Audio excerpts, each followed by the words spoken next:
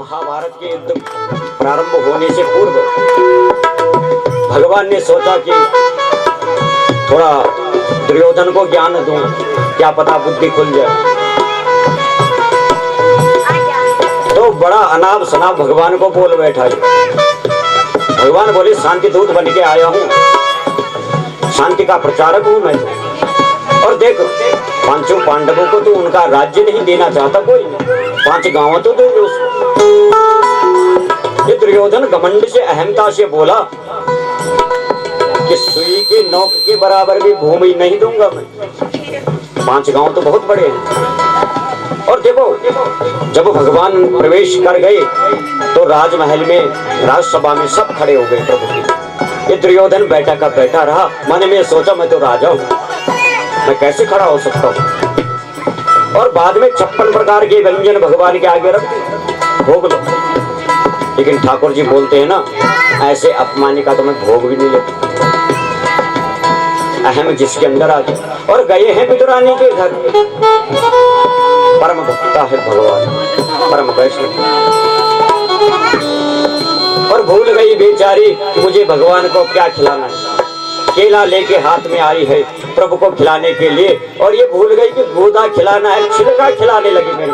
और देखो, मेरे बिहारी जी ने ये नहीं कहा, जो हाथ में आया बड़े प्रेम से उसको खा दिया।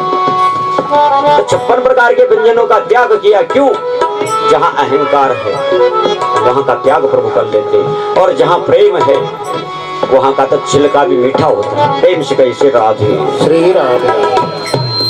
और पांडव जिनके आप सारथे जिन पे विपद पड़े, पांडव जिनके आप सारथे जिन पर विपद पड़े, पांडव जिनके आप सारथे जिन पे विपद पड़े, पांडव जिनके आप सारथे जिन पर विपद पड़े।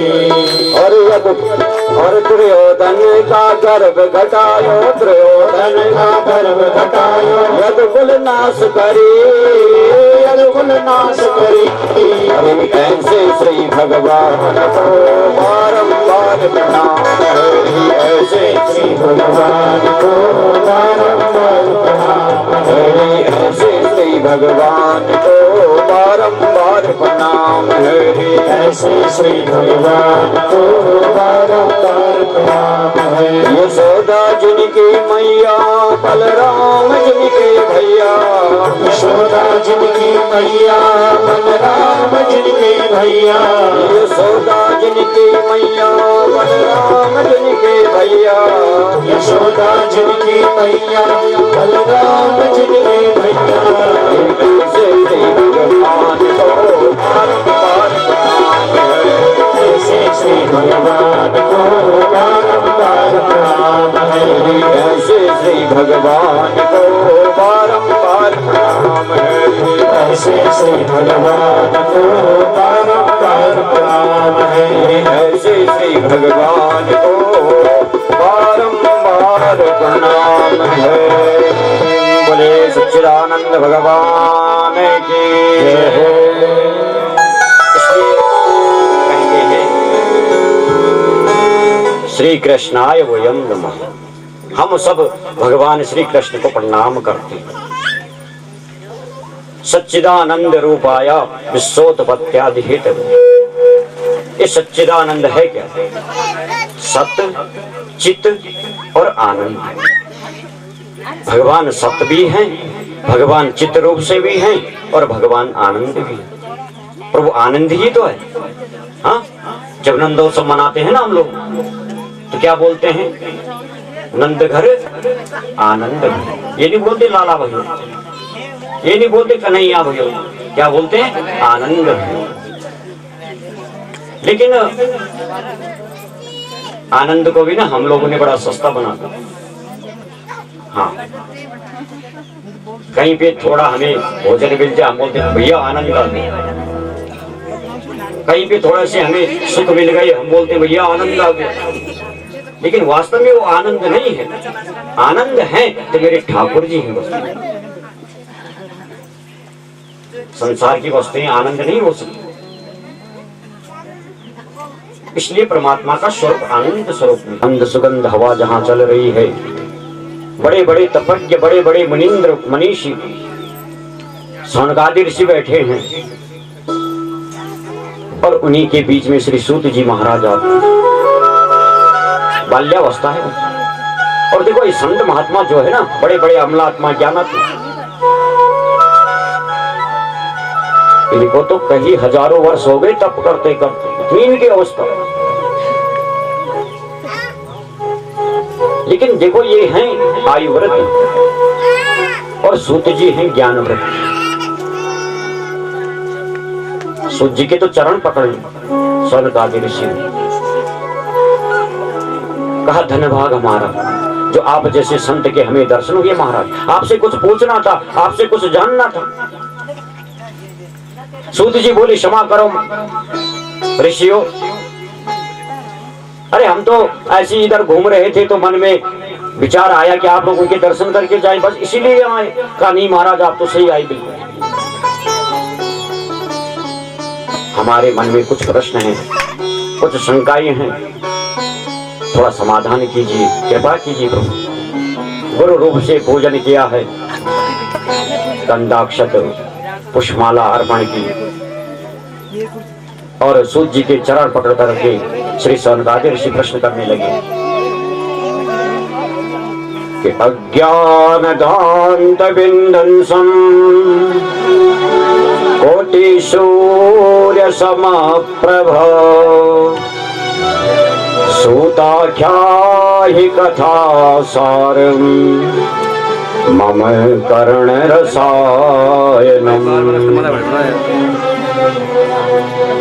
पूछ रहे हैं कि प्रभु गुरुदेव, अज्ञान ध्वांत विंदंसम, ये अज्ञान रूपी जो अंधकार है इसका नाश करने के लिए आप एक नहीं कोटि सूर्य, करोड़ों सूर्यों के बराबर हो। देखो ज्ञान का मतलब होता है प्रकाश, अज्ञान का मतलब होता है अंधकार। आप अंधकार का नाश करने वाले एक सूर्य नहीं, देखो एक सूर्य तो पूरे जगत का अंधकार दूर कर लेता है, लेकिन अज्ञान रूपी अंधकार के लिए आप एक नहीं कोटि सूर्य, करोड़ों सूर्यों के बराबर है महाराज। और देखो गुरुदेव आपने कथा में बहुत सुना ली, सूता पौराणिका प्रोक्ता, आपने अनेक पुराणों को हमें सुना ली, अनेक पुराण हमने आपसे सुन ली। अब हमें वो सुनाओ जो कथा ना होकर कथा सार हो। कथा ही तो सुन लिया हमने, लेकिन कथाओं का जो सार हो, जो निचोड़ हो, वो हमें सुनाइए। ऐसा अमृत हमारे कानों को पिला दीजिए, ऐसी औषधि हमें पिला दीजिए महाराज। और प्रश्न किया है कि गुरुदेव ये बताइए भगवान की शाश्वत प्राप्ति कैसे होगी? ठाकुर जी की शाश्वत प्राप्ति किस विधि से हमें हो सकती है, किसी भी जीव को हो सकती है? तो देखो प्राप्ति दो प्रकार की है। एक तो है प्राप्ति, भगवान आए हमें दर्शन दे और ठाकुर जी चले गए, ये तो है प्राप्ति। बोले शाश्वत प्राप्ति है कि ठाकुर जी आए हमें दर्शन दिए और दर्शन दे करके कहीं गए नहीं, हमारे ही हृदय में बैठ गए, इसको बोलते हैं शाश्वत प्राप्ति। महाराज ऐसा प्राप्ति हम प्रभु की कैसे कर सकते? जब सुना तो सूत जी तो बड़ी गदगद हो गए। देखो संतों के प्रश्न जो है ना, ये अपने लिए नहीं है, ये अपने कल्याण के लिए नहीं है, इनके प्रश्न तो जगत कल्याण के लिए हैं, आपके लिए है, हमारे लिए है, सबके लिए। उनको अपनी चिंता नहीं, और उनका तो बिगड़ेगा भी क्या भैया, वो तो विरक्त पुरुष है, जीवन मुक्त पुरुष है, उनका क्या बिगड़ सकता है? एक ना एक बार तो उनको परमात्मा की प्राप्ति होनी, ठाकुर जी की प्राप्ति उनको होनी है। एक बार देवता तो अमृत कलश लेके आ गए और कहा सुखदेव जी आप कृपा करो जरा, आप ऐसे करो ये अमृत हमारे पास, ये राजा परीक्षित को पिला दो, क्योंकि राजा पिएगा तो फिर सांप डसेगा तो मरेगा नहीं, अमर रहेगा। और इसके बदले जो है ना जो भागवत कथा आप राजा को सुना रहे हो वो हमें सुनाइए।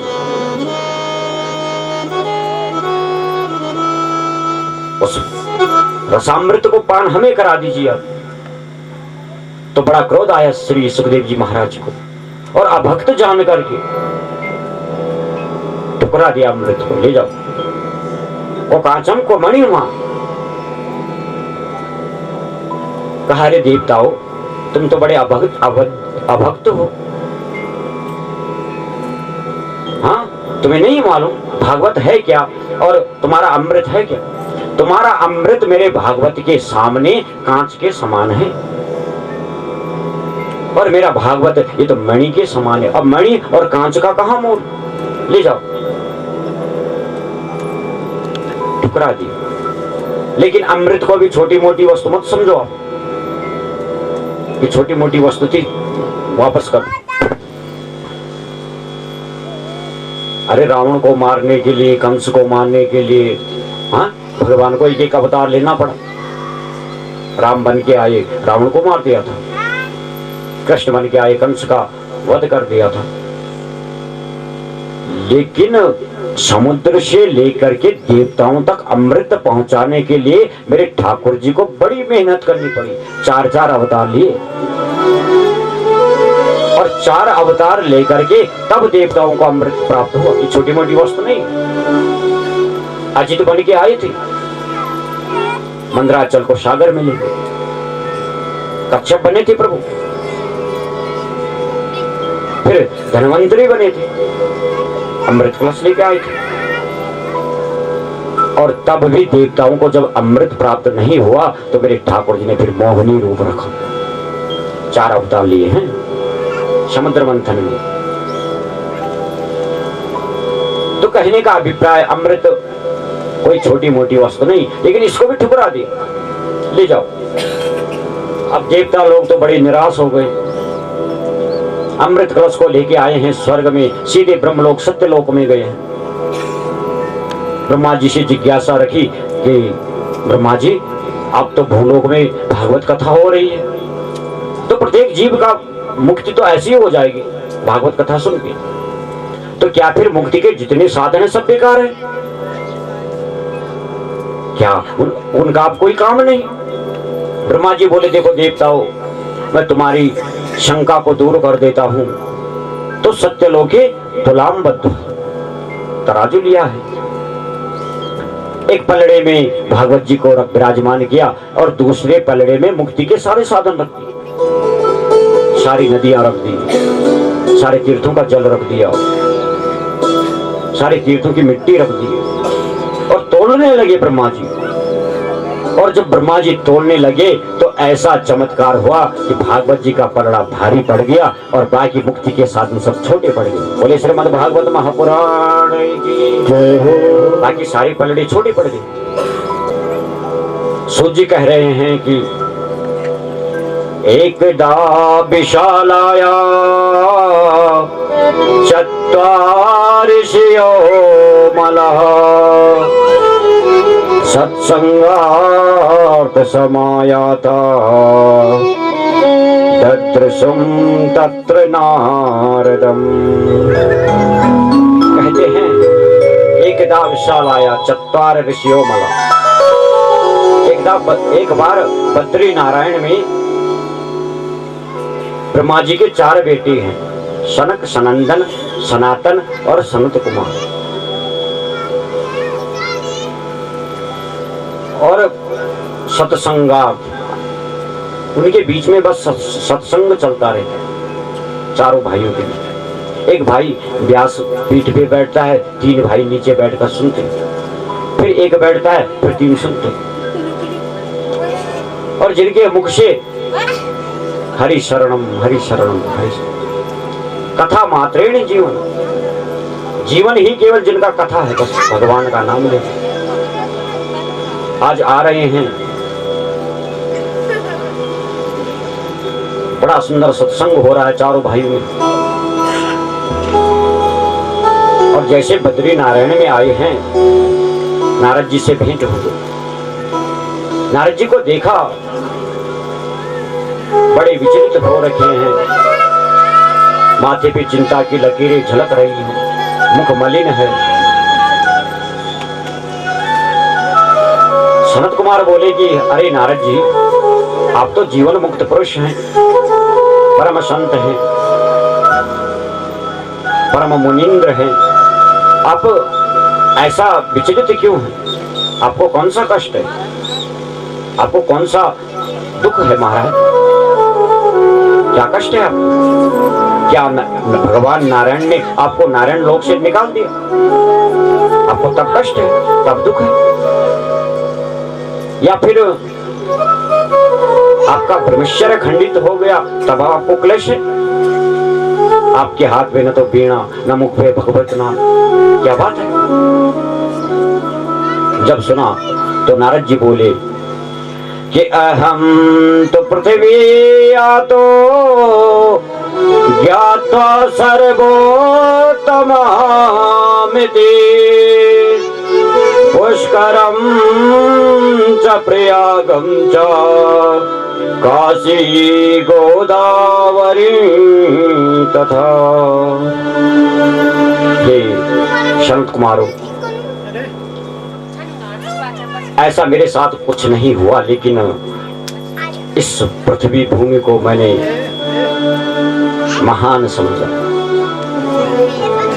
और तीर्थ यात्रा में निकला। अनेक तीर्थों का भ्रमण मैंने किया, रामेश्वर, शीतबंधु, अनेक जगह गया महाराज, अनेक तीर्थ स्थलों में मैं गया और जहां भी गया वहां मुझे बड़ा क्लेश हुआ, बड़ा दुख हुआ। प्रत्येक जीव केवल अपने स्वार्थ के लिए जी रहा है, न लोगों में धर्म है, न सत्यता है, न आचरण है। ब्राह्मण अपने धर्म से विमुख हो गए हैं, क्षत्रिय अपने धर्म से चले गए हैं,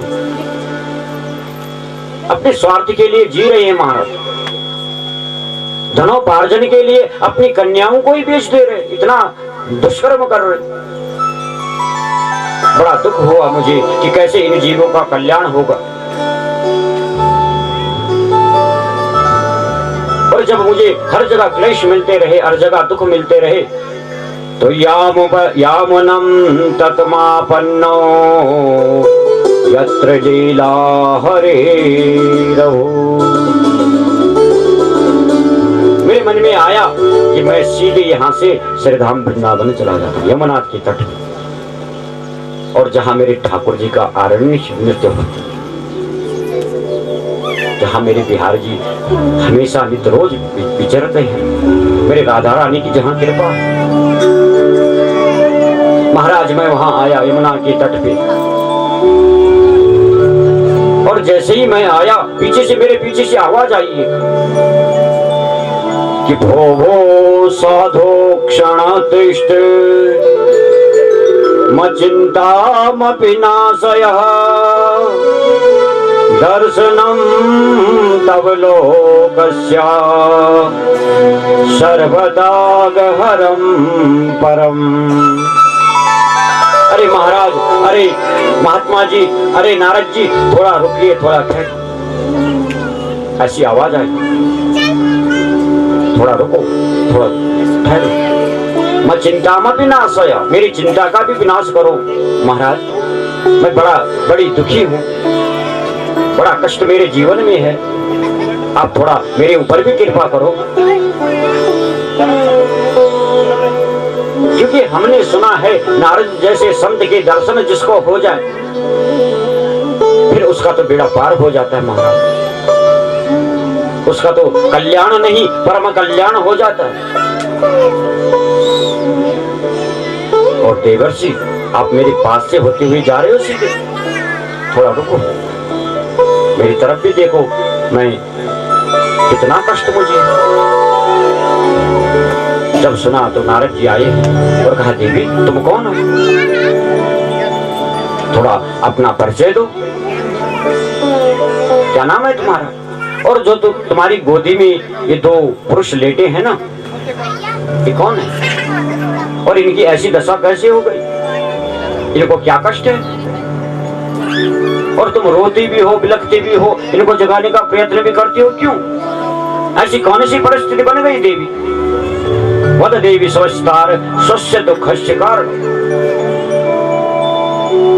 अपने दुख का कारण मुझे बताइए, कौन सा कष्ट हो गया? तो ये युवती कहने लगी कि अहम भक्तिरितिख्याता हेमो में तनयो मतो ज्ञान वैराग्य न मानो काल योगे न जरो। महाराज, मैं कोई साधारण युवती नहीं हूँ, मैं साधारण स्त्री नहीं हूँ। अहम भक्ति, मैं भक्ति हूँ, विख्याता विख्यात हूँ। संसार मुझे भक्ति के नाम से जानता, मैं साक्षात भक्ति हूँ। और इमों में ये दोनों मेरे बेटा हैं। कहा देवी तो कैसा बात करती है? हाँ, ये तेरे बेटे? अरे तू तो युवा अवस्था में है, जवानी तेरी उम्र, और ये बेटा ये तो तेरे परदादा लग रहे हैं। कहा महाराज बस इसीलिए तो रो रही हूं कि मैं तो तंदुरुस्त हूं, युवा हूं, मेरे बच्चे वृद्धावस्था को प्राप्त हो रहे हैं, अंतिम सांसें जैसे ले रहे हैं ना, लंबी लंबी, बाल पक चुके हैं, त्वचा पे झुर्रियां पड़ गई है, मूर्छित पड़े हैं। अनेक दासियां सेवा में तो लगी हैं, लेकिन भक्ति महारानी कभी रोती है, कभी जगाने का प्रयत्न करती है। महाराज आप कृपा कीजिए, अन्यथा इदम स्थानम परित्यज्य विदेशम गम्यते। आपको बता रही हूँ महाराज मैं ये बात, मैं इस स्थान का परित्याग कर दूंगी, मैं वृंदावन धाम छोड़ दूंगी, अन्यत्र चली जाऊंगी, विदेशों में चली जाऊंगी। अरे यहाँ रहकर मुझे क्या करना? जहाँ मेरे बच्चे सुखी न रहे, वहां रहकर उसके माता पिता रहे कैसे रहे? इसलिए मैं अन्यत्र कहीं चली जाऊं। नारद जी बोले आपको चिंता करने की आवश्यकता नहीं थी, आपको नहीं मालूम, आप तो साक्षात भक्त स्वरूप है। और देखो नारद जी जैसे संत के दर्शन जिसको हो जाए,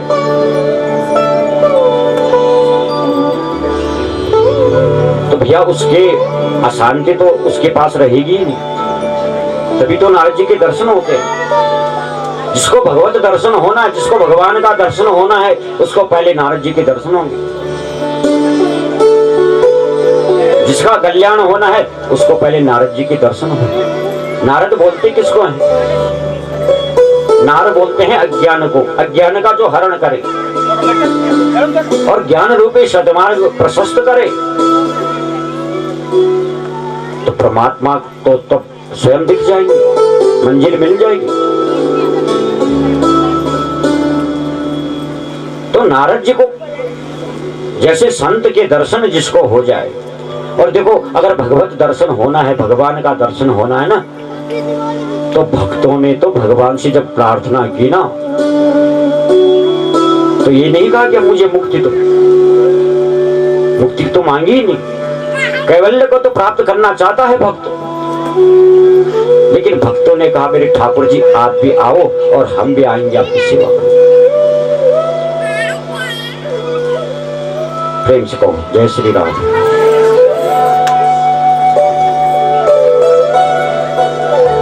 मुक्ति भी नहीं मांगी, क्योंकि भगवत दर्शन से बड़ा दर्शन संत दर्शन है। संतों के भगवान के दर्शन करने के बाद भक्तों ने संत दर्शन की याचना की। दासानुदासो बहुतास्मि भूया, ये वृत्रासुर ने कहा भगवान से कि भगवान आप मुझे अपना दास न बना दो, तो अपने दासों के दासों का दास मुझे बना दो, ताकि मैं सेवा करता रहूं, सत्संग करता रहूं, संतों का दर्शन मुझे होता रहे। कि तात मिले और मात मिले, शुद्ध भ्रात मिले युवती सुखदाई, राज मिले गजबाज मिले, सब साज मिले मन वांछित पाई। लोक मिले सुर लोक मिले, विधि लोक मिले बैकुंठ हो जाई। और सुंदर साज सभी मिली है, पर दुर्लभ संत समागम भाई। दुर्लभ है तो संत दर्शन और संतों का समागम। बाकी सब कुछ मिल सकता है आपको यहाँ। आपको माता मिल सकती है, पिता मिल सकता है, भाई मिल सकता है, बहन मिल, ये संसार में सब कुछ मिल सकता है। आप राजा भी बन सकते हो, महाराजा भी बन सकते हो। सब सुलभ है, दुर्लभ है तो संत दर्शन और सत्संग। इसलिए नारद जी, आप जैसे संत के दर्शन होकर कृपा न हो, ऐसा तो हो ही नहीं सकता। अन्यथा छोड़ के जा रही हूं मैं यहां से। नारद जी बोले नहीं जाना आपको कहीं नहीं देवी, ये तो आपका घर है, आपका घर है और आपको अपना घर छोड़ना है क्या? और भैया वृंदावन से अगर भक्ति चली गई तो फिर वृंदावन में रहेगा ही क्या? भक्ति नृत्य यत्र चा, भक्ति तो नृत्य करती है वृंदावन में, और भक्ति नहीं रहेगी तो वृंदावन में रहेगा कौन है? देवी ये तो तुम्हारा निज धाम है, निज घर है, ये अपना घर है, आपको यहाँ से जाने की आवश्यकता नहीं कोई।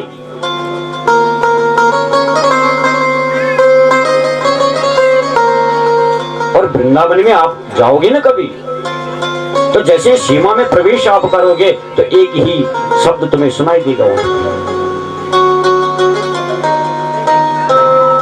कि वृंदावन के वृक्ष के मर्म न जाने कोई, और डार डार और पात पात श्री राधे राधे हुई। आप जाओगे श्री राधे श्री राधे श्री राधे श्री राधे। वहां पे जो साइकिल भी चलाता है ना, उस साइकिल की घंटी थोड़ी ही बजाता है। जब आगे से आप चलोगे, आपको साइड करने के लिए घंटी बजाते ना, नहीं बजाते। राधे राधे राधे राधे राधे राधे ऐसे बोल। अब न जाने कितनी बार उसने राधे राधे बोल दिया एक दिन में। तो श्री राधा रानी स्वरूपा, भक्ति स्वरूपा देवी का ही तो निज धाम है, घर है। और वृंदावन में जब जाओगे तो आपने सुना है ना, अभी भगवान का एक नाम सच्चिदानंद है, सुना आपने? संत कहते हैं कि जो वृंदावन की सीमा में प्रवेश करता है तो यत्र प्रविष्टो सकलोपजंतु आनंद सच्चित घनतामपैति। कहते हैं कि अगर इस सीमा में एक गधा, एक घोड़ा, एक कीड़ा भी प्रवेश कर गया, वो साधारण जीव नहीं रहता, फिर वो सच्चिदानंद बन जाता। आनंद सच्चित घनतामपैति, ऐसा वृंदावन की महिमा। और इतना ही नहीं, आप वृंदावन में जाओ, सारे तीर्थ वही मिलेंगे आपको किसी तीर्थ जाने की आवश्यकता नहीं, सारे तीर्थ वही मिल जाएंगे वृंदावन।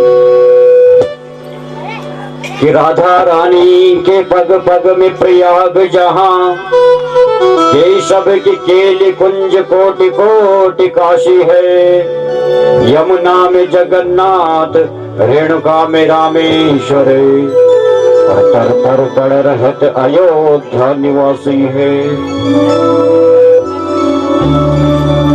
जो केली कुंज है ना, एक एक पत्ता वृंदावन का, एक एक घास फूस, बोले ये राधा रानी के पग चिन्ह है। और किसके समान है? बोले प्रयाग के समान है। भगवान की रास क्रीड़ाएं जो भी हुई, उधर मेरे ठाकुर जी का एक एक कदम जो है काशी के बराबर है। कोटि कोटि काशी है, करोड़ों काशियों के बराबर है। यमुना तो साक्षात जगन्नाथ, और रेणुका में रामेश्वर। जो वृंदावन की रेत है, मिट्टी है, वो साक्षात रामेश्वर भगवान। और तरो तरो पड़त रहत अयोध्या निवासी है। और जो वृक्षों पे रहते हैं ना वृंदावन में, वो अयोध्या निवासी तो है बानर, कोई सा पेड़ खाली नहीं दिखेगा, इतने बानर मिलेगा। तो देखो जब राम जी ने अपनी लीला संवर्धन किया था, लीला समाप्त का मतलब होता है कल्याण। तो भगवान सबको लेकर के साकेत पर आए, लेकिन हनुमान जी महाराज नहीं गए थे। हनुमान जी महाराज ने सोचा कि देखो राम बन के आए चले गए, अब श्याम बन के आएंगे तो मैं वृंदावन ही मिलूंगा, प्रेम से भाई से राधे। इसलिए अपनी सेना को लेकर के आ गए हैं वृंदावन में, और वृंदावन में आए हैं। और देखो कितने चंचल है बानर, बड़े चंचल हैं। आप जाओगे तो चश्मा पहन के भी नहीं जा सकते, छीन लेंगे आपसे। और कभी कभी तो आपको चिढ़ाने के लिए ना अपना चश्मा लगा लेंगे अपने मुंह पे, जब तक कुछ ना तो। प्रेम से कहो जय श्री राधे। एक व्यक्ति गया वृंदावन में बिहारी जी के दर्शन के लिए, बड़ा भाव है ब्रजवासियों का, और गया जैसे ही एक दुकान पे गया, प्रसाद लेना था थोड़ा, कहा भाई थोड़ा प्रसाद दे दो मुझे। अब देखो जो बूंदियां थी ना उन पे पूरी मक्खियां भिनभिना रही ऊपर से। बोला भाई तुम इन मक्खियों को मारते क्यों नहीं, इन मक्खियों को भगाते क्यों नहीं, इन मक्खियों को हटाते क्यों नहीं, देखो सारा प्रसाद बर्बाद कर दिया इन्होंने, खराब कर दिया। ये व्यक्ति बोला अरे भाई लगता है पहली बार आया वृंदावन, हाँ तो को क्या ये मक्खी दिखती है का? अरे ये कोई साधारण मक्खी नहीं, ये वृंदावन की मक्खियां हैं, ये तो हमारी राधा रानी की सखियां हैं। और तो कहता मैं इनको मारूं, तो पागल है गए का? हाँ इतना भाव इन ब्रजवासियों। तो ब्रजधाम में अगर भक्ति न रहे तो फिर रहेगा क्या? इसलिए देवी आपको कहीं जाने की आवश्यकता नहीं, मैं उद्यम करूंगा, मैं परिश्रम करूंगा, मैं आपके बालकों को पुष्ट करने का प्रयत्न करूंगा। कहा ये बात तो, ये कृपा तो आप ही कर सकते हैं नारद जी। चरण पकड़ लिए और कहा जाने भी नहीं दूंगी जब तक कृपा नहीं करोगे। क्योंकि नारद जैसे संत मेरे परमात्मा भगवान ठाकुर जी हमको मिल जाए ना, तो भैया ये शिक्षा तो हमें रामायण में सबरी मैया ने दी है। अगर भगवान मिल जाए, कोई परम संत मिल जाए, नारद जैसे संत मिल जाए, तो सबरी मैया कहती है इनको प्रणाम मत करो। प्रणाम करोगे तो प्रणाम करके तो चले जाएंगे। सबरी मैया राम जी का जब प्रतीक्षा कर रही है जीवन पर्यंत, विश्वास है तो अपने गुरु पे, गुरु की वाणी पे, क्योंकि गुरु जी ने कहा है कि बेटी सबरी तेरे ही आश्रम में राम आएंगे, तो चिंता मत कर, कहीं ढूंढने की आवश्यकता नहीं तू, हाँ यहाँ प्रतीक्षा कर। पूर्ण विश्वास है कि राम आएंगे और जीवन पर्यंत राम के प्रतीक्षा कर रही है। और राम जी जब मिले भी तो राम जी को प्रणाम नहीं किया। प्रेम से बोलो जय श्री राम। गोस्वामी जी ने लिखा है सबरी परी चरण लपटाए। बोले सबरी ने प्रणाम नहीं किया, सबरी ने तो राम जी के चरण पकड़ लिए थे और हमको शिक्षा दी कि अगर भगवान किसी दिन मिल जाए तो केवल प्रणाम मत करना, राम भगवान के चरण पकड़ लेना, लिपट जाना, क्योंकि ठाकुर जी तुम्हें छोड़ के ही न जाएगा, ऐसा करना। इसलिए पैर पकड़ लिए हैं नारद जी महाराज, स्तुति करने लगी कि जयति जगति माया यस्य कायादवस्थे वचन रचन मेकम केवलं च कलया ध्रुवम पदयातो यत्कृपातो ध्रुवोऽयम् सकल कुशल पात्रम ब्रह्मपुत्र नतस्मि। अरे नारद जी आप कोई साधारण महापुरुष थोड़े ही हैं। आप परम ज्ञानी है महाराज, और आपकी कृपा जिसके ऊपर हो जाए। हमने तो सुना है कि प्रहलाद जी को तो ध्रुव जी को तो 5 वर्ष की अवस्था में ही प्रभु की प्राप्ति हो गई थी आपके दिए हुए मंत्र से। आपने दिया था मंत्र, ध्रुव जी ने उस मंत्र का जप किया और ठाकुर जी की प्राप्ति हो गई 5 साल में। इतना ही नहीं, दैत्य कुल में जन्म लेने वाला प्रहलाद,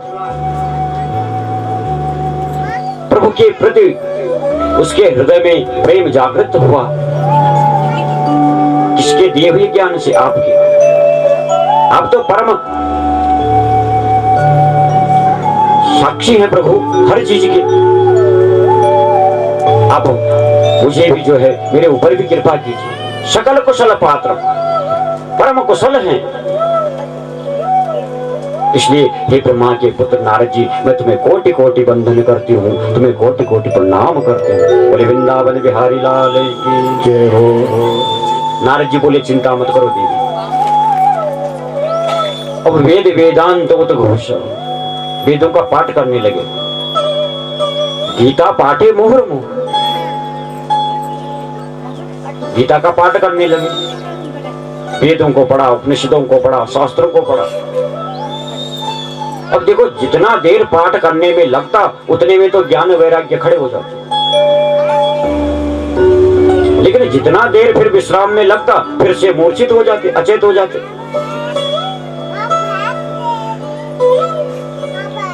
देखो, भक्ति ज्ञान वैराग्य क्या? भागवत की कथा जो है ना, यही तो भक्ति ज्ञान और वैराग्य है, जिसमें भक्ति भी जागृत हो, ज्ञान भी जागृत हो और वैराग्य भी आ जाए। बिना भक्ति का, बिना ज्ञान की भक्ति गूंगी है, और बिना भक्ति का ज्ञान अंधा है। भक्ति और ज्ञान वैराग्य, ये तीनों का होना अति आवश्यक है। और जब तक ज्ञान ना आए, भक्ति ना आए, वैराग्य ना हो, तब तक कथा सुनने का फल भी नहीं मिल सकता। अब देखो, वैराग्य भी होना जरूरी है। अब कथा में तो हम बैठे हैं, कथा सुन भी रहे हैं, लेकिन मन तो चंचल है ना, घूम रहा है। तो एकाग्र से करना है, भूल जाना है कि मैं कहां बैठा हूं, कहां आया हूं, मैं कौन हूं। समर्पण होकर ऐसा वैराग्य होना चाहिए। भक्ति हृदय में जागृत हो और ज्ञान भी हो। हमें क्या करना चाहिए, कैसा करना चाहिए, भगवान को कैसे प्रणाम करना चाहिए, भगवान को कब भोग लगाना चाहिए, किस प्रकार भोग लगाना चाहिए, ये ज्ञान भी तो हमें होना चाहिए भक्ति के साथ साथ।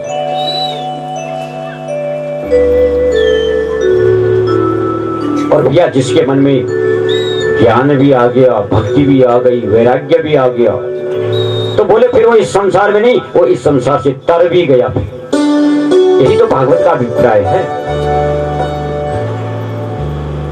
ज्ञान भी आ जाए, भक्ति भी आ जाए, वैराग्य भी हो जाए, तो फिर मंजिल दूर नहीं दिखेगी आपको। नारद जी को तो बड़ी चिंता हो रही है कि देखो, ये ज्ञान वैराग्य फिर से मूर्छित पड़ जाते, क्योंकि इस कलिकाल में भक्ति तो है हमारे अंदर थोड़ा बहुत, लेकिन न तो ज्ञान है न वैराग्य। और जब ज्ञान वैराग्य हमारे अंदर नहीं है तो ये जर्जर हो गई, वृद्धावस्था इनकी हो गई। अब इनको पुष्ट करना है। बोले पुष्ट कब करे? बोले पुष्ट इस कथा के ही माध्यम से तो कर सकते हैं, जिस कथा से हमारा ज्ञान भी जागृत हो जाता है, हमारा वैराग्य भी जागृत हो जाता है।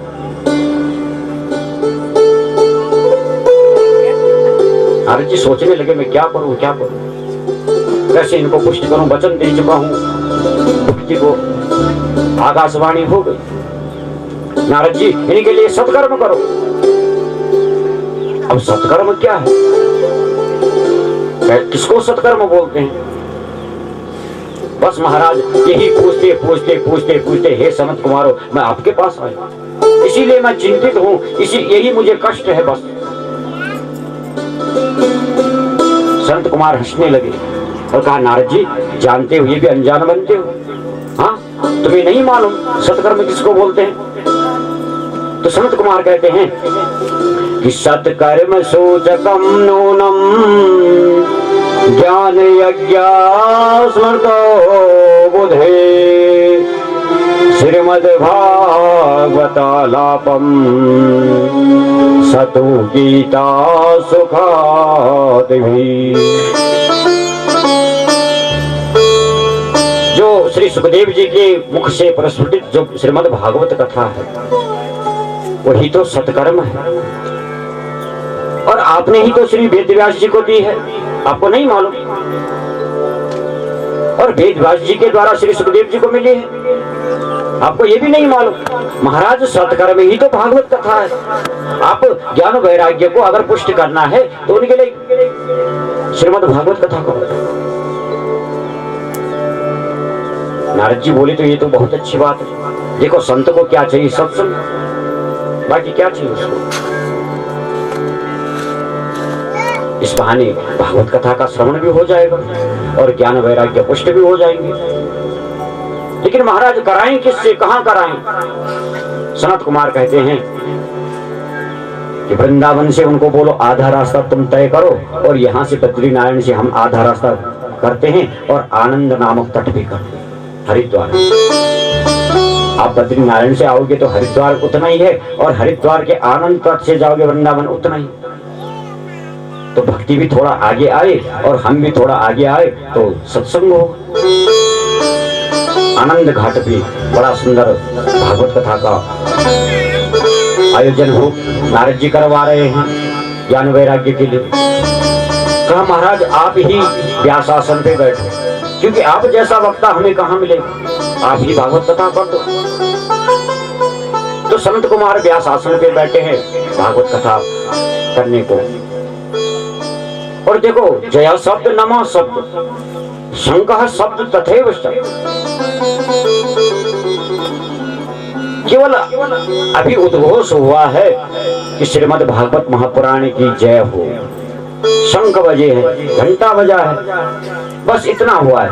और श्रीमद् भागवत कथा, श्रीमद् भागवत महापुराण की जय हो, ये शब्द ज्ञान वैराग्य के कानों में जैसे गया एकदम से युवा हो गए, जवान हो गए और बैठ गया नाचने लगे कि भक्ति सुतो तो तरुणो गृहीत्वाम प्रेमेक रूपा सदा विरासी श्री कृष्ण गोविंद हरि मुरारी नाथेति नामानि मुहुर्वदन्ति।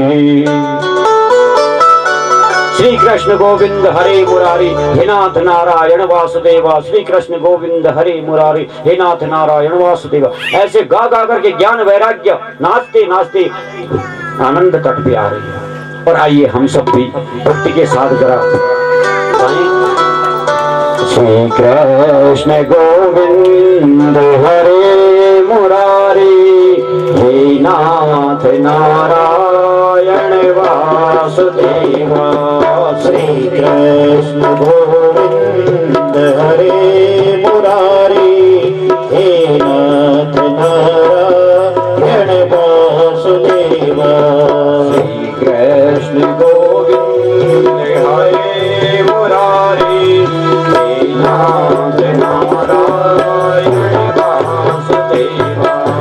श्री कृष्ण गोविंद हरे मुरारी हे नाथ नारायण वासुदेवा। हे नाथ नारायण वासुदेवा, हे नाथ नारायण वासुदेवा। हे नाथ नारायण वासुदेवा। हे नाथ नारायण वासुदेवा। कृष्ण गोविंद हरे मुरारी हे नाथ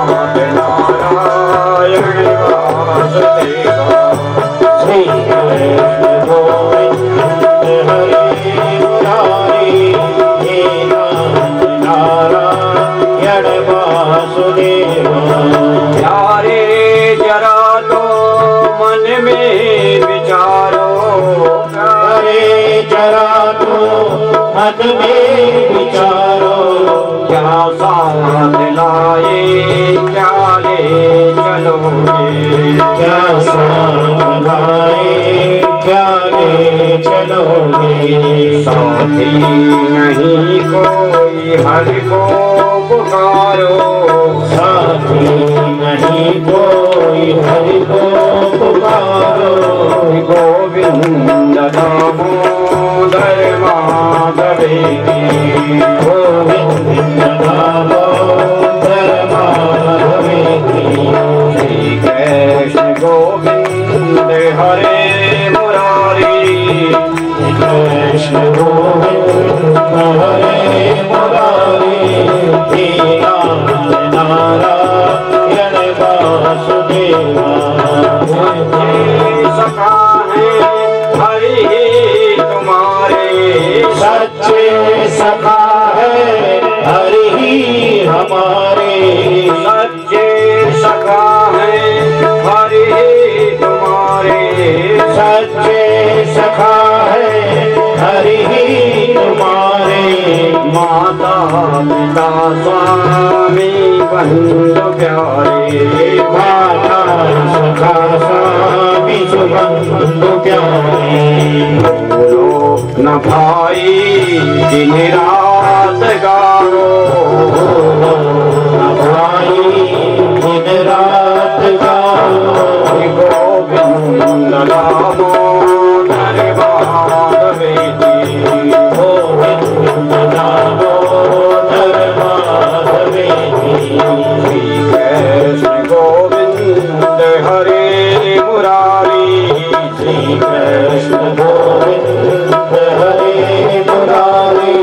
हे नाथ नारायण वासुदेवा, हे नारायण वासुदेवा। गोविंद मेरी यह प्रार्थना है, गोविंद मेरी यह प्रार्थना है।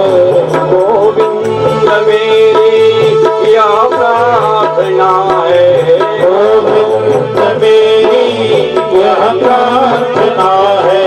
बोलो नाम कभी तुम्हारा, बोलो न मैं नाम कभी तुम्हारा। निष्काम होकर दिन रात गाऊं, निष्काम होकर दिन रात गाओ। गोविंद दामोदर माधवेति, गोविंद दामोदर माधवेति। कृष्ण गोविंद हरे मुरारी, श्री कृष्ण गोविंद हरे मुरारी। हे नाथ नारायण वासुदेवा, हे नारायण वासुदेवा। देहांत काले तुम सामने हो, देहांत काले तुम सामने हो। देहांत काले तुम सामने हो, देहांत काले तुम सामने हो। बंसी बजाते मन को लुभाते, बंसी बजाते मन को लुभाते। बंसी बजाते मन को लुभाते, बंसी बजाते मन को लुभाते। नाथ नारायण वासुदेवा, हे नाथ नारायण वासुदेवा। गोविंद दामोदर माधवेति, गोविंद दामोदर माधवेति। कृष्ण गोविंद हरे मुरारी, श्री कृष्ण गोविंद हरे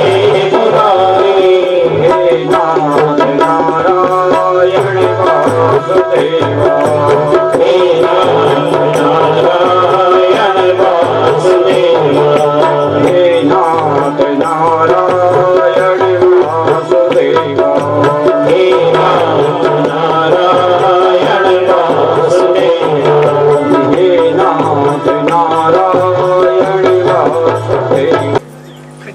ऐसा गा गा करके ज्ञान वैराग्य आज आ रहे हैं यमुना के तट पे, गंगा के तट पे, आनंद तट पे। और देखो नारद जी ने तो कहा है ना कि भक्ति आपको कहीं जाने की आवश्यकता नहीं, आपको यहीं रहना है, आपको यहाँ से कहीं जाने की आवश्यकता नहीं। तो फिर भक्ति आई क्यों? हरिद्वार आई क्यों? फिर कैसे आई? तो देखो ऐसा नहीं होता कि भगवान के स्थान की कोई सीमा हो।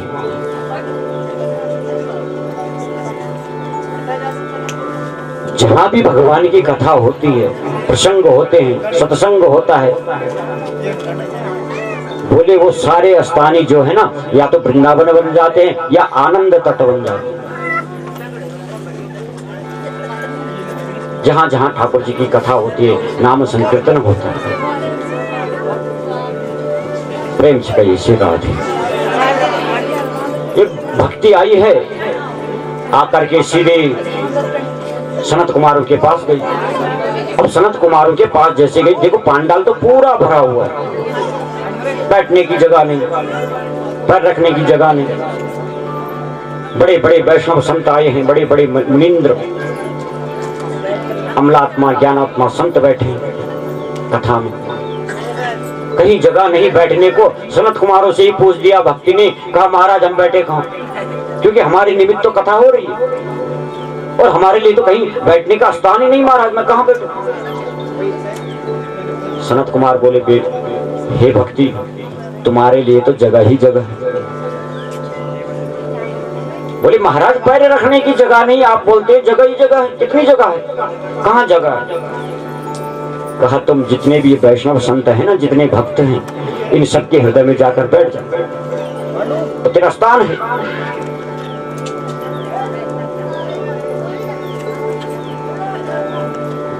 वैराग्य आया, वैराग्य बोला महाराज हम कहाँ बैठे, हमारे लिए तो स्थान नहीं। कहा तुम्हारे लिए भी स्थान है, तुम भी वैष्णवों के हृदय में बैठ जाओ, विराजमान हो जाओ। ज्ञान आया पीछे से, महाराज हम कहाँ बैठे? कहा आप गेट पे खड़े हो जाओ, मुख्य द्वार जो है वहां खड़े हो जाओ, यहाँ अंदर आपकी स्थान है, जगह नहीं आपकी, आपकी जरूरत नहीं। कहा महाराज आपने मेरे भाई को वैष्णवों के हृदय में बिठा दिया, मेरी मैया को, मेरी मम्मी को, भक्ति को आपने वैष्णवों के हृदय में बिठा दिया, और मेरी बारी आई, मुझे कह रहे हो कि आप दरवाजे पे खड़ा हो जाओ। हाँ क्यों? कहा भैया कथा में जो है ना ज्ञान की आवश्यकता ही नहीं। कभी व्यक्ति कथा सुनने आ जाता है, बैठ जाता है, कथा सुनता है और अपना माइंड भी चलाता है कि नहीं जी ये बात तो हमें ठीक नहीं लगी, ये बात हमें अच्छी लगी, ये बात तो हमने पढ़ी नहीं, ये बात तो हमने सुनी नहीं। व्यक्ति बस अपना मंथन करता रहता है कथा में बैठ कर। अब वो न कथा सुन पाता, केवल उसका मंथन ही चलता रहता है, और कथा सुन करके न यहाँ से कुछ ले जा पाता। तो ज्ञान का यहाँ कोई काम नहीं, यहाँ तो भक्ति भाव से बैठो, कथा का श्रवण करो, और कथा का श्रवण करके जो अच्छी बात आपको लगे उसको ले जाओ, उसको जीवन में उतारो, जीवन में उतारने का प्रयत्न करो, और जो अच्छी ना लगे उसको छोड़ दो। लेकिन कभी व्यक्ति करता है माथा पीछे, पत्नी है धुंधली। अब देखो आत्मदेव जी की अवस्था भी कुछ बढ़ गई है, घर में किसी प्रकार की कोई कमी नहीं, बस कमी है तो एक संतान। आत्मदेव जी को चिंता है तो बेटे, मुझे बेटा मिल जाए, और आसक्ति भी हो रखे हैं संसार में तो केवल पुत्र मोह के। अब किसी ने कहा कि भैया आत्मदेव आप दान करो तो आपको बेटा मिलेगा, अनेक दान कर दिए। किसी ने कहा तप करो, किसी ने कहा यज्ञ करो। अब आत्मदेव जी जो कुछ करवाते सो करते। अब जब लगा कि मुझे बेटा नहीं हो रहा है मेरा, एक दिन पत्नी से आकर कह दिया कि मैं ग्रस्त त्याग रहा हूं। अरे क्या करना इस ग्रस्त में रहकर, और बिना बेटा का। हमने तो सुना है कि पुन्ना नामक नरक से तार देता है बेटा, और जिसका ना बेटा, जिसको प्राप्त ना हो, उसको पुन्ना नामक नरक के दर्शन करने पड़ते। ऐसा विचार कर रहा है मन में, इसलिए मैं घर का परित्याग कर देता, छोड़ दिया। और देखो चिंता है बस, तो चिंता तो नहीं करनी चाहिए, चिंतन करो कि चिंता से चित जरत है। चिंता करोगे ना तो चित्त है जो ये जलता जाएगा। चिंता से चित जरत है और चिता से जरे शरीर, दोनों विधि जल न भयो, कह गए दास कबीर। ये झूठ नहीं कहा कबीर दास जी ने, सत्य कहा। चिता जो है वो जल्दी जला देगा, और चिंता जो है ये धीरे धीरे धीरे धीरे जला देगा। दोनों का काम है जलाना। अब चिंता करोगे तो भैया यही चिंता एक दिन बहुत जल्दी चिता में बिठा देगी, और चिंतन करोगे तो ये चिंतन चिता में नहीं, एक दिन चित चोर को मिला देगा, मेरे ठाकुर जी को मिला देगा। इसलिए चिंतन करो, ठाकुर जी का नाम लो, स्मरण करो। लेकिन आत्मदेव जी को तो चिंता बनी हुई है, बेटा मिल जाए तो आनंद रहे। जंगल में आए हैं, पेड़ के नीचे बैठ गए और मन में सोचने लगे कि देखो मैं कैसा अभागा, पूरा कुल का कलंक मुझे लगेगा, क्योंकि मेरे बाद मेरे कुल को चलाने वाला कोई नहीं, इसलिए इसका पाप तो मुझे लगेगा। ऐसा सोच ही रहा है, तब तक एक यति आते हैं, एक संत महात्मा। ये आए और पूछने लगे कि कथम रोदिशम विप्र काते चिंता बलियसी। अरे ब्राह्मण, तुम रोते क्यों हो? तुम्हें क्या कष्ट है? हाँ, क्यों रो रहे हो? मुझे अपना सारा दुख बताओ, सारे कष्ट बताओ, क्या बात हो गई? जब सुना तो आत्मदेव जी रो पड़े संत के आगे और कहा, महाराज मैं कहां तक आपको अपना दुर्भाग्य सुनाऊं, कहां तक मैं अपना दुख सुनाऊं? मुझे तो बड़ा दुख है, बड़ा कष्ट है महाराज। महात्मा जी बोले कि बोलो तो सही, क्या कष्ट आपको? तो आत्मदेव जी कह रहे हैं कि दिग्जीवतम प्रजाहीनम दिग्ग्रहम च प्रजा बिना दिग्धनश्चानवतस्या दिक्कुलम संतति बिना। महाराज, अरे उस राजा को तो धिक्कार है जिस राजा की प्रजा ही न हो। वो काहे का राजा? उसका राजा होना धिक्कार है उसका। और उस प्रजा को भी धिक्कार है महाराज जो प्रजा है लेकिन राजा ही नहीं। क्या करना उसका? धिक्कार है। और उस धन को भी धिक्कार है जिस धन को चलाने वाली कोई सुलक्षणा पत्नी घर में न हो। क्या करना उस धन का? और उस कुल को भी धिक्कार है महाराज जिस कुल को चलाने वाला कोई सुसंतान न हो। इसलिए मुझे तो बेटा चाहिए महाराज, बेटा की कामना है। अरे ब्राह्मण तो ऐसा क्यों सोचता है? अरे बेटा का मोह त्याग दे, छोड़ दे। संसार में कुछ नहीं रखा, उस परमात्मा को भज, उस नारायण को भज। और देखो तू तो ब्राह्मण है, सब जानता, वेद पाठी है, वेदों का तुझे ज्ञान है, शास्त्रों का तुझे ज्ञान है, फिर भी मोह में लिप्त है। उस परमात्मा को भज, उस ठाकुर जी का नाम ले। कहा नहीं महाराज, नहीं, मुझे तो बेटा ही चाहिए, मुझे बेटा ही चाहिए, अन्यथा मैं आपके सिर के, आपके पैरों के सामने अपना सिर पटक दूंगा और पटक पटक कर अपने प्राण त्याग दूंगा। अब यति बोले कि देख भैया, मैंने तेरा प्रारब्ध पढ़ लिया है, सुन विप्र में ताजम प्रारब्धम विलोक के दो, और सप्त जन्मावधि तब पुत्र ने वो जन्म। 7 जन्म तक तो एक जन्म की बात कर रहा है कि मैं अब मर जाऊंगा और मुझे फिर बेटा मिलेगा अगले जन्म में, तो भूल जा इस बात को। मैं ना तेरे माथे की लकीरें पढ़ ली और तेरे माथे की लकीरें बता रही है, तेरा प्रारब्ध बता रहा है कि 7 जन्मावधि, 7 जन्म की अवधि तक 7 बार तू जन्म लेगा तब भी तुझे बेटा नहीं मिलेगा। अब तू मर के क्या करेगा? इसलिए पुत्र का मुंह छोड़ दे, त्याग दे। कहा महाराज मैं क्या क्या त्यागूं, मेरे साथ तो सब कुछ बुरा होता है, बड़ा दुर्भाग्य है मेरा। पहले तो संतान नहीं हुई तो मन में सोचा कि एक गाय ले आओ। अरे गाय का बछड़ा होगा उसी से मन लगा रहेगा। आज तक वो गाय अब ब्याही नहीं, बांझ है। एक वृक्ष लगाया है मैंने घर के आगे अपने आंगन में, सोचा फूलेगी फलेगी, तो न तो आज तक फूल आए न फल आए महाराज। और कहां तक दुर्भाग्य बताता रहूं, जब बाजार से मैं सब्जी लेके आता हूं ना घर, तो घर आते आते वो भी सूख जाती। इतना बड़ा दुर्भाग्य मेरा। अब जब ये ब्राह्मण रोने लगा तो देखो संत तो बड़े दयालु हैं, दया आ गई है, कारुणी कहा है ना। संतों के अंदर तो करुणा जो है ना वो भरी रहती है। अपना दुख जैसे तैसे काट ले, दूसरे का दुख नहीं देख, वो संत है।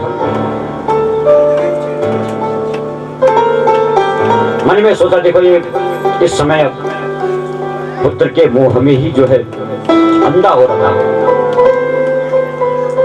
एक फल दे दिया तो कहा ले ये फल ले जा, प्रसादी फल है। और जो भी स्त्री इसको खाएगी 1 वर्ष तक नियम से व्रत धारण करेगी, उसको 100 संतान प्राप्त होगी। आत्मदेव जी ने जब सुना बड़े प्रसन्न हो गए, कहा महाराज बहुत धन्यवाद आपका। देखो संतों के आशीर्वाद में बहुत शक्ति है। पलट देते हैं वो विधाता की लकीरें बनाई हुई संत आशीर्वाद।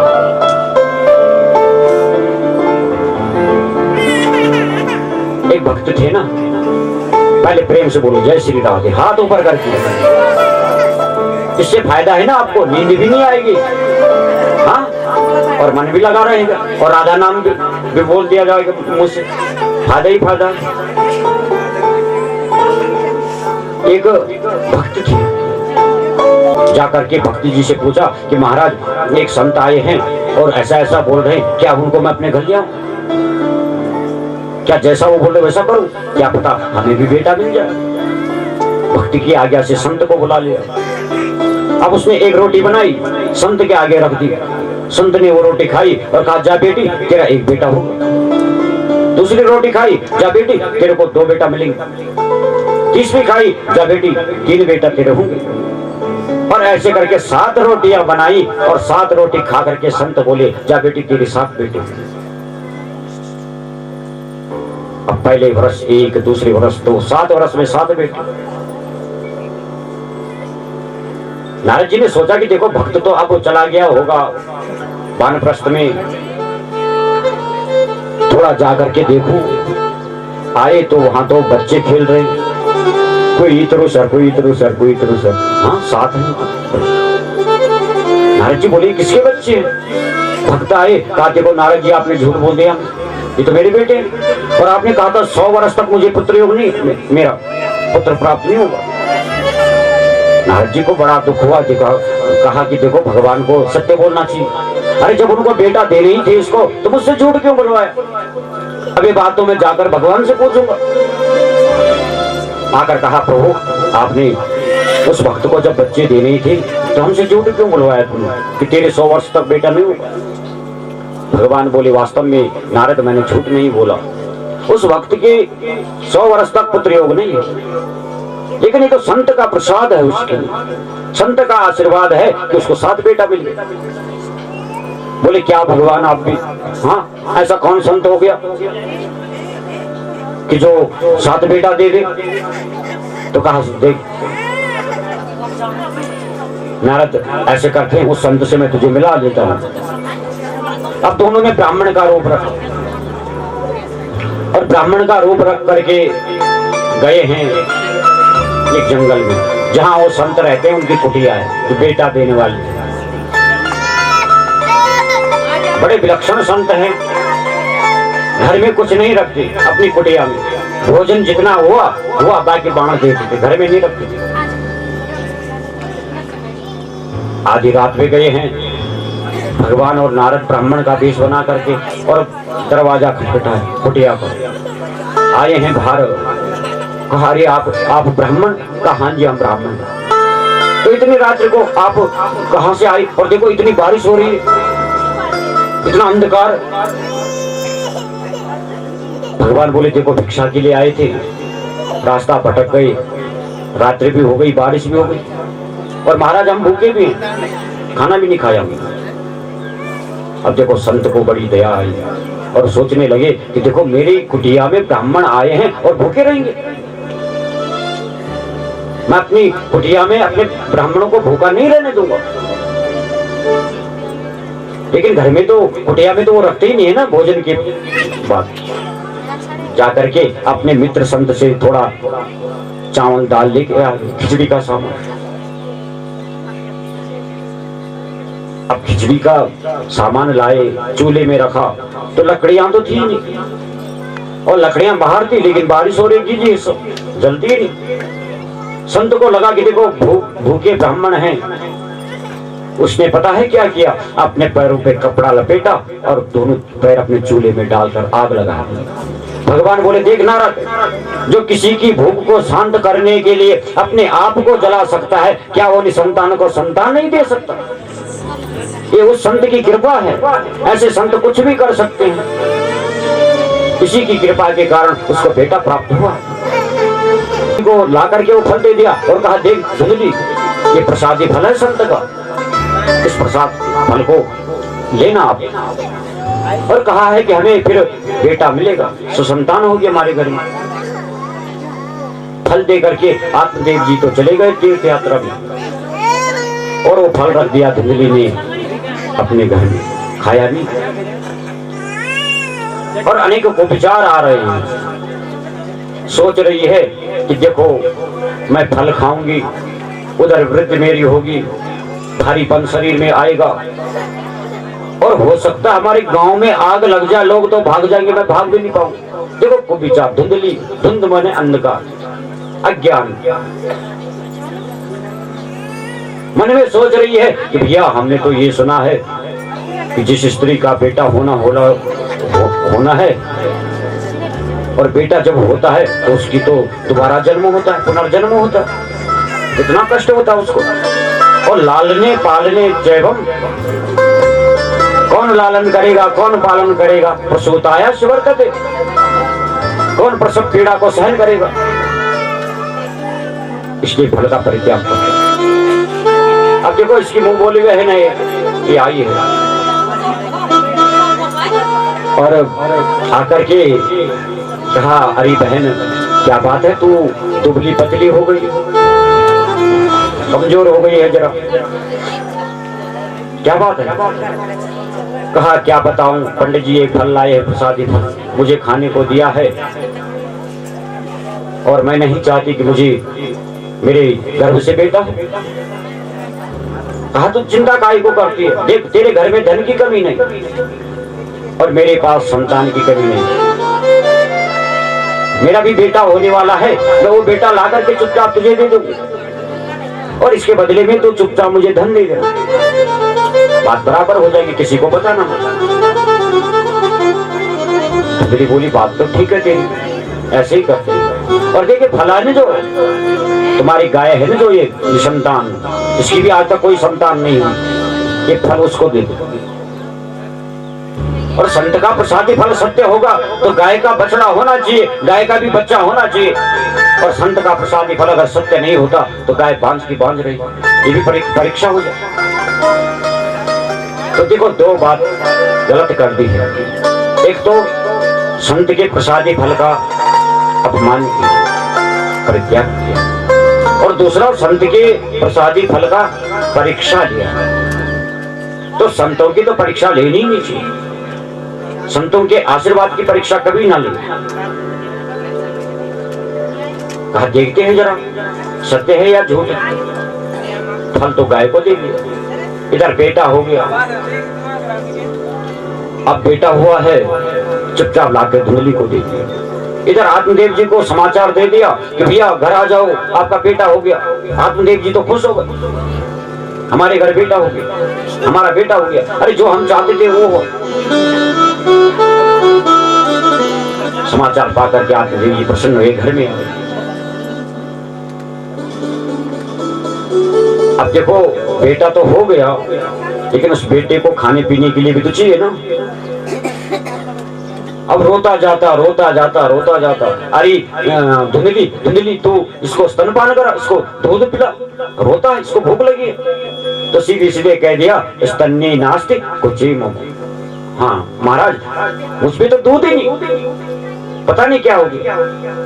तो कहा अरे बड़ी मिन्नत से तो हमें बेटा मिला है, अब इसका तो पालन पोषण करना है ना, कुछ भी कर दो। कहा आप चिंता मत करो, मेरी बहन का बेटा हुआ था, पैदा होते ही मर गया, और लगता है उस स्तन पे दूध होगा और वो मेरे बच्चे को पाल लेगी, उसको बुला लेते। अब देखो उसी को बुला लिया जिसका बेटा था, आ गई बुला लिया, प्रेम से कही शेर रहा था। श्री सुखदेव जी, श्री सूत जी कहते हैं तुमासे निर्गते जाथ साधेनु सुसुविभर्गमं सर्वांग सुंदरम दिव्यम निर्मलम कनक प्रभम। हे सनकादि ऋषियों, 2 महीना बीत गए हैं, आत्मदेव जी का बेटा होते हुआ है जो, उसको 2 महीना। देखो नित्य नियम है आत्मदेव जी का, गौग्रास देते हैं, गौशाला जाया करते हैं, अमृत वेला प्रातः काल। आज जब गए गौशाला का दरवाजा खोला तो देखो गाय को वो फल खिलाया था ना, तो आज गाय का भी बछड़ा हुआ है, लेकिन वो बछड़ा नहीं, शरीर मनुष्य का है और कान जो है वो गाय के हैं। आत्मदेव जी तो खुश हो गए, गोदी में पकड़ा और कहा ये मेरा बेटा है, मेरा बेटा, ये गौकर्ण है, गौकर्ण है। नामकरण भी करते हैं, बोले गौकर्ण जी महाराज की जय हो। देखो गौकर्ण माने का मतलब होता है विवेक, ज्ञान। धुंधकारी का मतलब होता है ज्ञान, धुंध का मतलब होता है अंधकार। आज खुश हो गए और कहने लगे कि देखो ठाकुर, वास्तव में सत्य ही कहा है कि जब तू देता है छप्पर फाड़ के देता, आज तूने छप्पर फाड़ के मुझे दे दिया। अरे लोगों के तो गाय के बछड़े हुए और मेरा गाय का हुआ भी तो मनुष्य का बेटा, हाँ हम जैसा बेटा। ये तो तेरा बड़ा धन्यवाद है प्रभु। गोदी में पकड़ा और नाचते हुए ले आए कि गौकर्ण है, गौकर्ण है, मेरा बेटा है, मेरा बेटा। धुंधली बोली क्यों जी, ये गाय का बेटा ले आए, हाँ, और अभी पैदा हुआ है, अभी तुमने इसका नामकरण कर दिया, और हमारे बेटे को पैदा हुए कितना समय हो गया, इसका नामकरण ही नहीं किया। इसका भी तो नामकरण कीजिए महाराज। आत्मदेव जी बोले देवी चिंता क्यों करती है तू, मैं आज ही नामकरण करवा लेता हूँ। ब्राह्मणों को बुलाया, ब्राह्मणों ने सुंदर सस्यवाचन आदि पढ़े, नामकरण संस्कार कर दिया और नामकरण रख दिया ज्ञानदेव, आत्मदेव का बेटा ज्ञानदेव। देखो नाम होना कैसी चीज, नामकरण संस्कार का बहुत बड़ा विधान है और जीवन में नामकरण संस्कार बहुत प्रमुख है, खास है। और मैं तुम कम ज्यादा कर दो, लेकिन ये तो नियम से होना चाहिए। और जो नाम रखोगे उस नाम के गुण तब जीवन में आएंगे। लेकिन करते हैं ना नामकरण संस्कार, अभी 5 दिन में हो गया कर दो, 7 दिन में हो गया कर दो। इसका विधान शास्त्रों में बताया है कम से कम 11 दिन का। एकादश दिवस में। और नामकरण जब करो तो नाम कैसा रखें? बोले नाम सार्थक होना चाहिए, जिस नाम का कोई अर्थ हो, निरर्थक नाम नहीं होना चाहिए, जिस नाम का कोई अर्थ हो। और द्व्यक्षरम चतुरक्षरम, 2 अक्षर का नाम हो या 4 अक्षर का नाम हो, ज्यादा लंबा चौड़ा नाम भी नहीं होना चाहिए। फिर नाम कैसा होना चाहिए? बोले जो अपनी 3 पीढ़ियों की याद दिला दे, ऐसा नाम होना चाहिए, ऐसा नाम रखना चाहिए कि तुम अपना नाम बोलो फटाक से समझ जाएगा फलाने का पोता है, फलाने का बेटा है। मिलता जुलता नाम होना चाहिए, ऐसा नामकरण संस्कार का विधान है।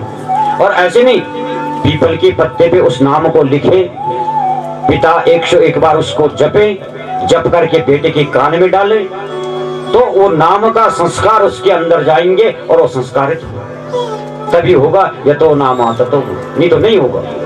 नाम कुछ भी रख लो, उसका होगा जिसके अंदर ऐसा संस्कारित नामकरण संस्कार उसका हुआ हो। और बाकी तो रख दे ऐसे चिंटू पिंटू निंटू, हाँ जो समझ में आए, क्या फर्क पड़ता है। तो नामकरण संस्कार बहुत खास है, सोच समझ के नामकरण करें। बेटा भी संसार में नहीं आता, 50 नाम उसके लिख जाते डायरी में, ये नाम रखेंगे, ये नाम रखेंगे। हाँ, पंडित जी ने अगर राशि के अनुसार नाम रखा तो बोला कौन इस पुराने नाम को ले, हाँ कौन रखेगा अपने बच्चे का नाम ऐसा? अरे नाम रखना हो तो उस परमात्मा से मिलता जुलता नाम रखो ना, 2 काम होंगे तुम्हारे, 2 फायदा होगा। एक नाम रखने से अपने बेटे को संबोधन भी करोगे, उसको बुलाओगे, उससे बात करोगे एक नाम लेने से। और एक फायदा ये है कि जितनी बार अपने बेटे का नाम लेते जाओगे ना, उतनी बार मेरे ठाकुर का नाम भी लेते जाओगे, वो भी तुम्हारा रजिस्टर होता रहेगा पुण्य। तो नाम रखना है तो मिलता जुलता नाम रखो ठाकुर जी से। बेटियों का है तो सीता है, राधा है। अब सीता किसी की बेटी का नाम रख दोगे आप? हाँ, और कोई मां रख नहीं देगी? नहीं। सीता है, गीता है, हाँ। तो नाम तो संस्कारित होना। ये धुंधली आई बोली, हाँ पंडित लोगों आपने मेरे बेटे का नामकरण संस्कार कर दिया? कहा हाँ माता जी कर दिया हमने। क्या रखा मेरे बेटे का नाम? कहा ज्ञानदेव। कहा ज्ञानदेव? कहा हाँ, पिता आत्मदेव, बेटा ज्ञानदेव, मिलता जुलता नाम है, बिल्कुल सटीक। कहा पागल हो गए हो तुम क्या? हाँ, अरे 10 महीना किसने पेट में रखा? पिता ने या मां ने? जी भी रखा तो आपने होगा। तो जब मैंने रखा है तो मेरे नाम से मिलता जुलता नाम क्यों नहीं हो सकता? मेरे नाम से मिलता जुलता नाम रखो ना। आपका नाम क्या है? कहा मेरा नाम धुंधली है। तो कहा ठीक है, आपका नाम धुंधली और आपका बेटा धुंधकारी। बोले वृंदावन बिहारी लाल की जय हो। ये धुंधकारी नाम है इसका आज से। देखो ये माँ के द्वारा नाम पड़ा है धुंधकारी को। नामकरण संस्कार जो हुआ है माँ के द्वारा हुआ है। और धुंध का मतलब मैं बता चुका हूं आपको, अंधकार होता है। ज्ञान जो होता है ना, ये हमेशा आपको कुमार्ग पे ले जाएगा। गोकर्ण रूपी ज्ञान जो है आपको सदमार्ग पे ले जाएगा। धुंधकारी नामकरण संस्कार हो।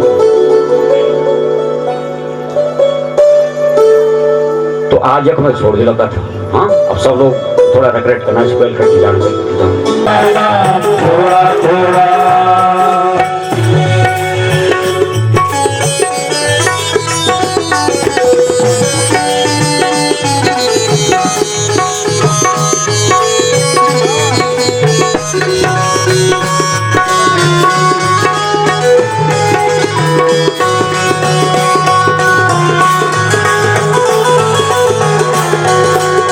देखो ये सांस जो चल रही है ना हमारी, ये ठग रही है हमें। हाँ, ये वहां ठगनी है, ये ठगती है प्रत्येक को। सांस जो चल रही है हमारी, कभी अंदर कभी बाहर, महाठगनी यह सांस है, महाठगनी यह सांस है, महाठगनी यह सांस है, महाठगनी यह श्वास है। आवे और जावे, आवे और जावे, रुक जाए ये कब कहाँ रुक जाए कब का ये कोई न जान पाए। लेते जाना रे हरि का नाम थोड़ा थोड़ा, लेते जाना रे हरि का नाम थोड़ा थोड़ा।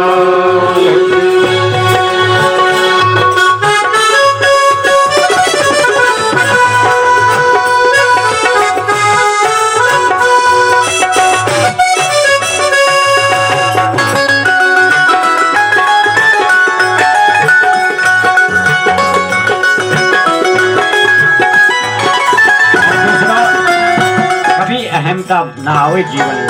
कथा का उद्देश्य क्या है? अहमता जीवन में नहीं आना चाहिए। आपका पड़ोसी आपको न पहचान पाइए कि आप कौन है, ऐसा समभाव से रहना चाहिए। हाँ? तो कबीरा गर्व न कीजिए, कबीरा गर्व न कीजिए, हाँ कबीरा गर्व न कीजिए, कबीरा गर्व न कीजिए। काल घात करके, काल घात करके, और ना जाने कित मारे हो, ना जाने कित मारे हो। क्या घर क्या परदेश, लेते जाना रे हरि का नाम थोड़ा थोड़ा, लेते जाना रे हरि का नाम थोड़ा थोड़ा। हो थोड़ा थोड़ा, हाँ थोड़ा थोड़ा, हो थोड़ा थोड़ा, थोड़ा थोड़ा, हाँ थोड़ा थोड़ा, हो थोड़ा थोड़ा, हो थोड़ा थोड़ा, थोड़ा थोड़ा।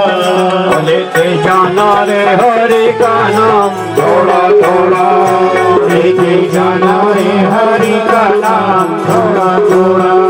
और आपने शिमल के फूल को देखा है? शिमला फूल क्या आपसे? हाँ। तो ये संसार, ये जीवन ऐसी है। हाँ?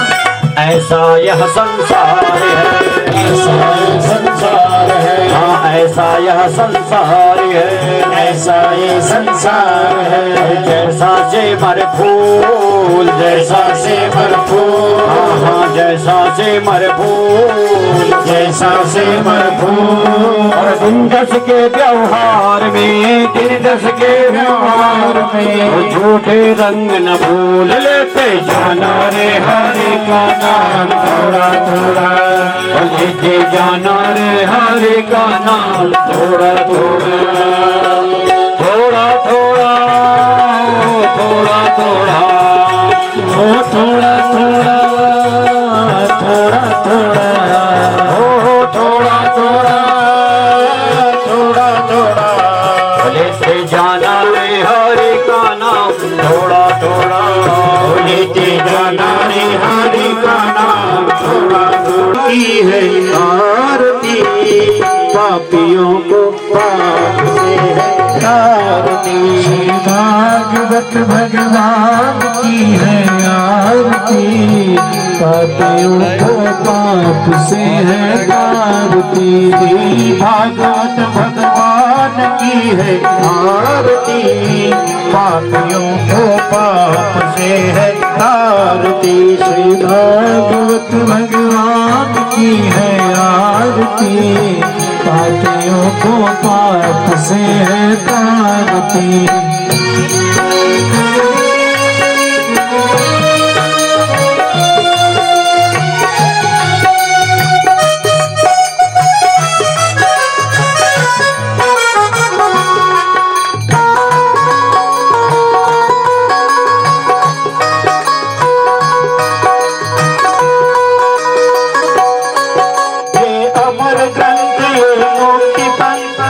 पंचम वेद निराला, नव ज्योति जगाने वाला।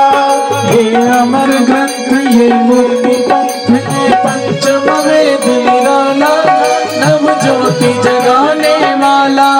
हरि नाम यही, हरि धाम यही, हरि नाम यही, हरि धाम यही। जग के मंगल की आरती, पापियों को पाप से है आरती। श्री भागवत भगवान की है आरती, पापियों को पाप से है आरती।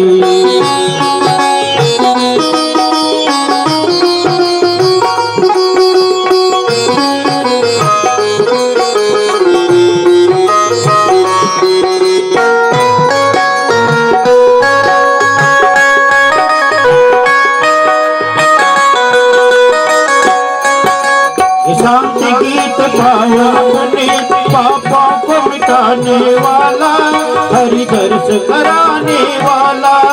ये शांति गीत पावन पुनीत पापों को मिटाने वाला, हरि दर्श कराने वाला। ये सुख करनी ये दुख हरनी, ये सुख करनी ये दुख हरनी। श्री मधुसूदन की आरती, पापियों को पाप से है तारती। श्री भागवत भगवान की है आरती, पापियों को पाप से है तारती।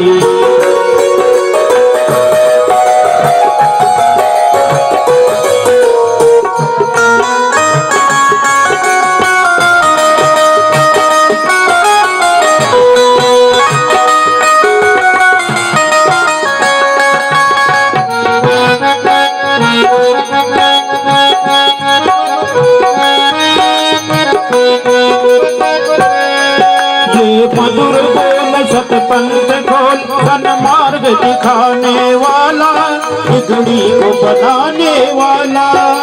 मधुर बोल सतपंथ खोल, सन्मार्ग बताने वाला, बिगड़ी को बनाने वाला। श्री राम यही घनश्याम यही, श्री राम यही घनश्याम यही। प्रभु की महिमा की आरती, पापियों को पाप से है तारती। श्री भागवत भगवान की है आरती, पापियों को पाप से है तारती। श्री भागवत भगवान की आरती, पापियों को पाप से है तारती। गौ आरती गौ आरती गौ आरती गौ आरती गौ आरती गौ आरती गौ आरती। श्री भागवत भगवान की है आरती, पापियों को पाप से है तारती। श्री भागवत भगवान की है आरती, पापियों को पाप से है तारती।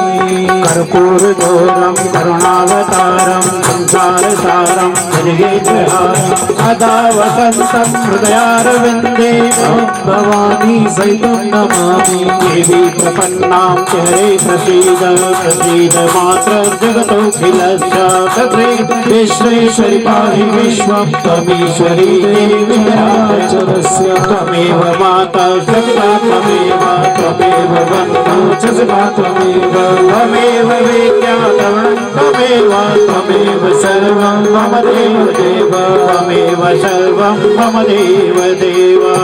ॐ शङ्खमध्ये स्थितिन्तोऽयं भ्रामितं केशवोपरि, अङ्गलग्नं मनुष्याणां ब्रह्महत्यां व्यपोहति, सर्वकष्टं व्यपोहति।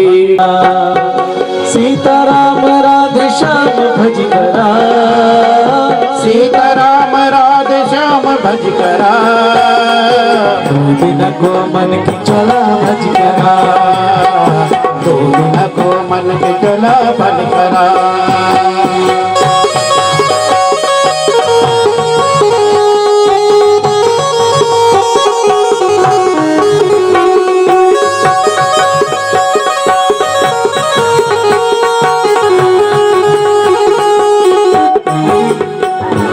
बड़ा भागव मिलियो मन की चोला, बड़ा भागव मिलियो मन की चोला। सत्संग माँ जय के सभी हरि नाम बोला, सत्संग माँ जय की सभी हरि नाम गौला। काम काज अपनो सभी करी करा, काम काज अपनो सभी कर करा, दिन को मन की चोला भज करा, सीताराम दिन को मन की चोला भज करा, सीताराम राधे श्याम भज करा, सीताराम राधे श्याम भज करा, दिन को मन की चोला भज करा, सीताराम दिन को मन की चोला भज करा।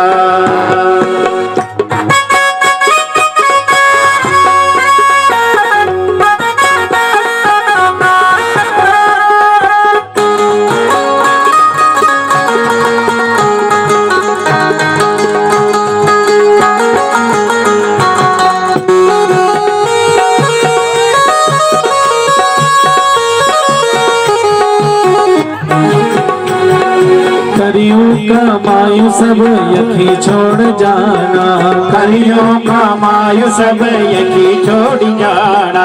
दान पुण्य करी करावे न काम आना, दान पुण्य करी करावे न काम आना। खाली आड़ू खाली जाड़ू सच करा, खाली आड़ खाली जान सच करा। दिन को मन की चोला भज करा सीताराम, कोई दिन को मन की चोला भज करा। मन लगी गे मेरो वृंदावन माँ, मन लगी गयो मेरो वृंदावन माँ। मैं भी आपको कहना तेरी शरण माँ सच्ची, मैं भी आन पाना तेरी शरण माँ।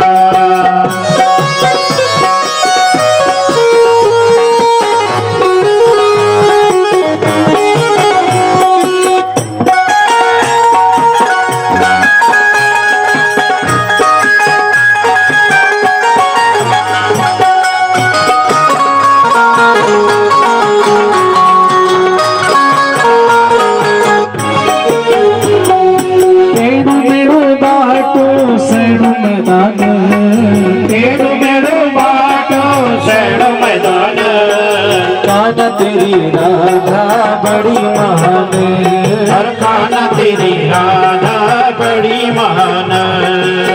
लगी गे मेरो वृंदावन माँ, मन लगी गे मेरो वृंदावन माँ। सच्ची मैं भी पुकारा तेरी शरण माँ, सच्ची मैं भी पुकारा तेरी शरण माँ।